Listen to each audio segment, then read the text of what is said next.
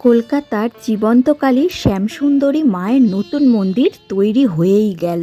মায়ের স্বপ্নাদেশে মায়েরই এক ভক্তের বাড়ি মুকুন্দপুরেই মাকে প্রতিষ্ঠা করা হলো। নতুন রূপে নতুন মন্দিরে মাকে দর্শন করতে পেরে মায়ের ভক্তদের মন কিন্তু ভরে গেল। মা যে জীবন্ত এবং জাগ্রত তার প্রমাণ কিন্তু পাওয়া গেল আরও একবার। আজও মন্দিরের বাইরে আগের মতো প্রচুর ভক্তের ভিড় লেগেই রয়েছে। দূর দূরান্ত থেকে মায়ের একটি বার দর্শন পাওয়ার জন্য মায়ের ভক্তরা কিন্তু আজও মন্দিরে আসছেন। মায়ের ভোগ প্রসাদ সমস্ত ভক্তদের পেট ভরে কিন্তু খাওয়ানো হয়, তার জন্য কোনো টাকা নেওয়া হয় না।